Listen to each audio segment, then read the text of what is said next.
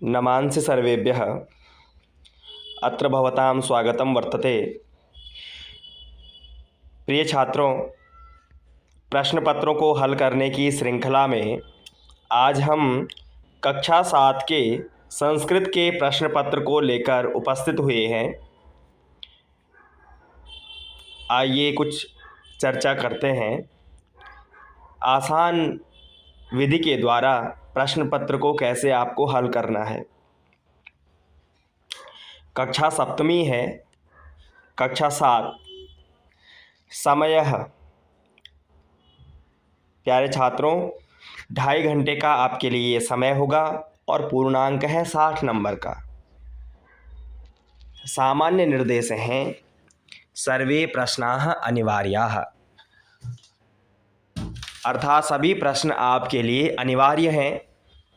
उत्तराणि संस्कृतेनैव लेखनीयानि, उत्तर आपको संस्कृत भाषा में ही लिखने हैं। प्रश्नानाम उत्तराणि खंडानुसारम क्रमेणैव लेखनीयानि, प्रश्नों के उत्तर खंडानुसार क्रम से लिखने हैं। प्रश्न संख्या अवश्यमेव लेखनीया, और प्रश्न की संख्या आपको अवश्य ही लिखनी है। बहुत से विद्यार्थी यहीं पर ही एक त्रुटि करते हैं कि वो न तो खंड का नाम लिखते हैं और ना ही प्रश्न संख्या को सही से करते हैं, जहां उन्हें कुछ अंकों की हानि करनी पड़ती है। देखिए, कोई भी प्रश्न पत्र है वो 4 भागों में यहाँ पर बांटा जाता है ना। यहाँ पे भाग लिखे हुए हैं, खंड क, खंड ख, खंड ग, खंड घ, 4 खंडों में है। अब अगर आप पहला खंड कर रहे हैं तो वहाँ पर लिख दीजिए खंड क ऊपर। अब खंड क का माना आप प्रश्न संख्या 1 कर रहे हैं तो यहाँ लिखिए प्रश्न संख्या 1। अब प्रश्न आपको नहीं लिखना है। अब इसका क्या माना, क का उत्तर है तो क का उत्तर ऐसे कर दीजिए। ये ख का उत्तर है ना, ग का उत्तर, इस तरीके से आप लिखिए वहाँ पर। यानी आप किस प्रश्न के उत्तर को लिख रहे हैं यह वहाँ पर स्पष्ट होना चाहिए। तो इस प्रश्न को 4 भागों में बांटा। आइए देखते हैं पहला जो प्रश्न है क्या है। पहला प्रश्न आता है अपठितांश अवबोधन का, यानी यह पाठ आवश्यक नहीं है आपकी पुस्तक से ही हो अथवा आपने पढ़ा हो। यह अपठित पाठ आता है जो आपने पढ़ा ना हो। तो आइए इस गद्यांश को पहले पढ़ लेते हैं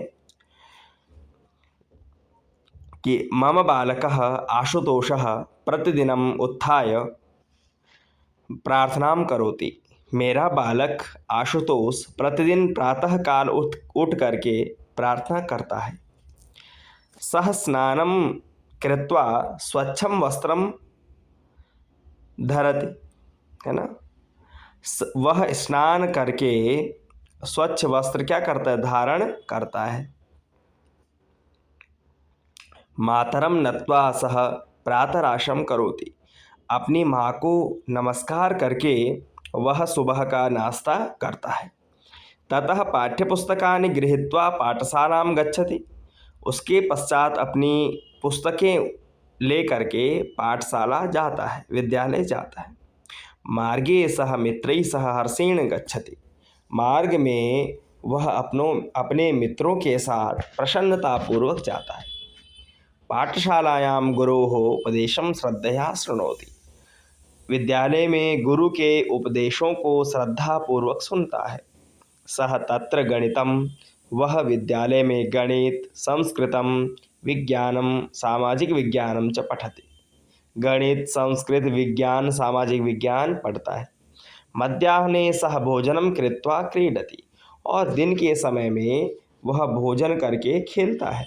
सायं गृहं गत्वा विश्रामं करोति, और शाम को घर जा कर के विश्राम करता है। गृह कार्यम सम्यक करोति, गृह कार्य सम्यक अच्छे तरीके से करता है। रात्रौ भोजनम कृत्वा ग्रंथम पठति, रात्रि के समय भोजन करके ग्रंथ अर्थात अपनी पुस्तक को पढ़ता है।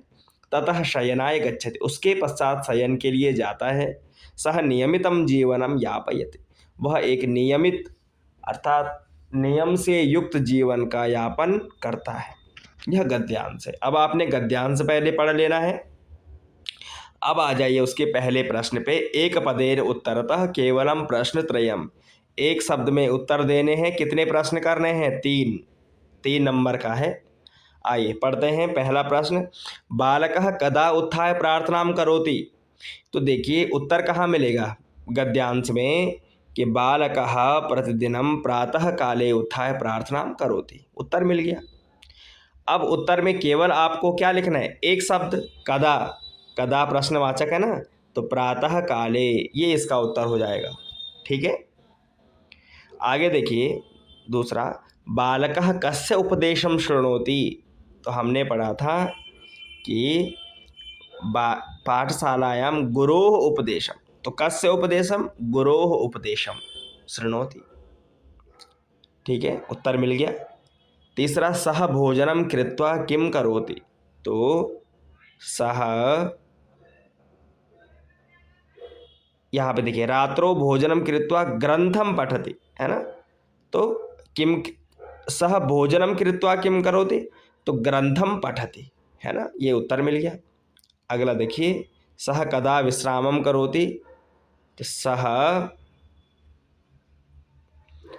रात्रो भोजनम कृत्वा ग्रंथम पठति ततः शयनाय गच्छति, यहाँ पे है ना, उसके पश्चात वो सोने के लिए चले जाता है। नहीं क्षम्यताम, सह कदा विश्रामम करोति, इसका उत्तर यहाँ पे देखिए, सायं गृहं गत्वा विश्रामम करोति, है ना। शयन का नहीं पूछ रहे, विश्राम का पूछा है, तो उत्तर यहाँ पर है सायं गृहं गत्वा विश्रामम करोति। तो कदा, साय समय, है ना, विश्रामम करोति। इस प्रकार से इन प्रश्नों के उत्तर आपको कहाँ पर मिलेंगे? गद्यांश में मिल जाएंगे। अब आइए अगले भाग पर। पूर्ण वाक्य अर्थात पूरे सेंटेंस में आपको लिखना है केवलम प्रश्न में एकम, केवल एक प्रश्न करना है। आइए प्रश्न की ओर। बालकः कानि गृहीत्वा पाठशालां गच्छति। तो बालकः पाठ्यपुस्तकानि गृहीत्वा पाठशालां गच्छति। अगला देखिए, बालकः पाठशालायां किं किं पठति। तो सः गणितं संस्कृतं विज्ञानं सामाजिक विज्ञानं च पठति। इन प्रश्नों के उत्तर ऊपर गद्यांश में दिए गए हैं। एक पूरे वाक्य में ही आपको लिखना है। 2 नंबर का एक वाक्य है और एक ही प्रश्न इसमें करना है। अब हम इसी के अगले खंड पर चलते हैं, ई वाले पर। यथा निर्देशम उत्तरत, केवलम प्रश्न द्वयम, केवल 2 प्रश्न करने हैं, 2 नंबर का है। देखिए क्या प्रश्न पूछा। बालकः प्रातः काले प्रार्थनां करोति, अस्मिन् वाक्ये किम क्रियापदम प्रयुक्तम। कि बालक प्रातः काल प्रार्थना करता है, इस वाक्य में क्या क्रियापद है? देखिए ध्यान से समझिए। तो ये वाक्य है यहाँ तक, बालकः प्रातः काले प्रार्थनां करोति। अब छात्रों, यदि आपसे कर्ता पूछे तो सामान्यतः संस्कृत वाक्य में कर्ता सबसे आगे प्रयोग होता है, जो कार्य करने वाला है, और क्रिया वाक्य के अंत में प्रयोग होती है, जिससे कार्य का होना पाया जा रहा है। तो क्रिया यहाँ पर पूछा तो क्रिया कौन हो जाएगी? करोति, कर रहा है क्या? प्रार्थना। तो करोति शब्द क्या है? सबसे अंत में है, इसलिए करोति जो है क्रियापद यहाँ पर हो जाएगा। उत्तर क्या मिलेगा? करोति। यह हमारा उत्तर है, क्रियापद है। आगे देखिए,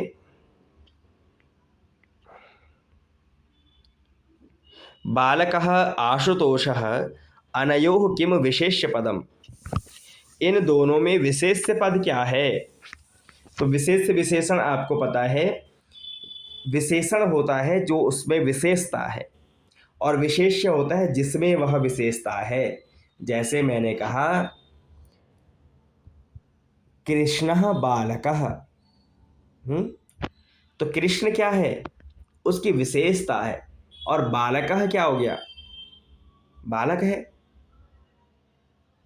ठीक है, तो यहाँ पर जो विशेष्य पद है वो आशुतोष जो है उसका नाम है ना।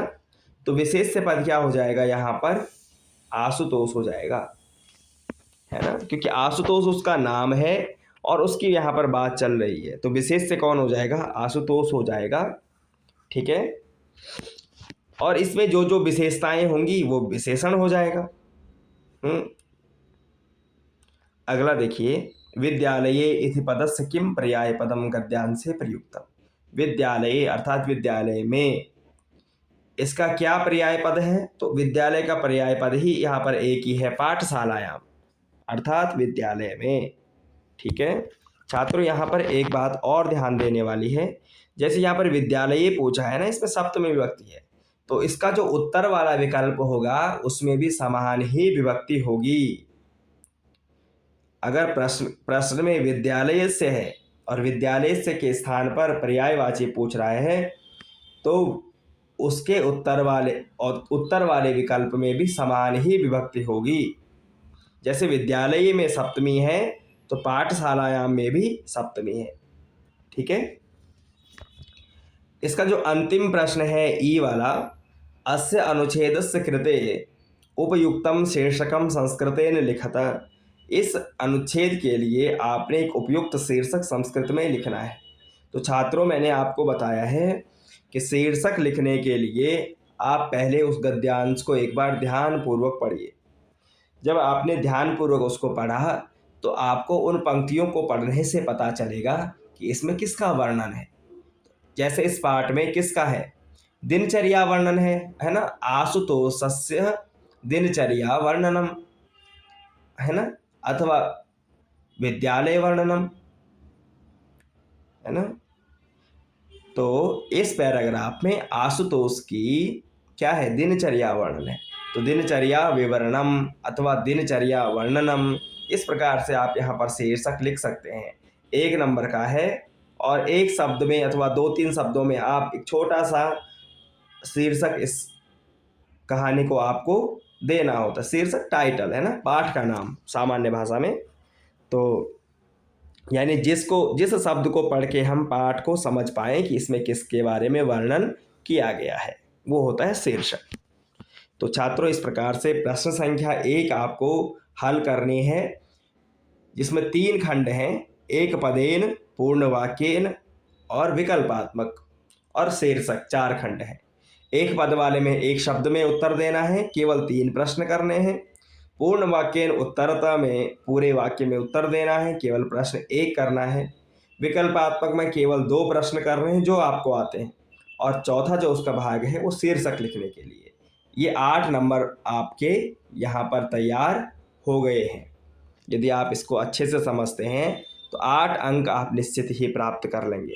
इसी प्रकार आगे के प्रश्नों को देखने के लिए संस्कृत सुधा से बने रहें और चैनल को सब्सक्राइब करें, शेयर करें, जिससे अधिक से अधिक छात्रों का हित हो पाए। धन्यवाद।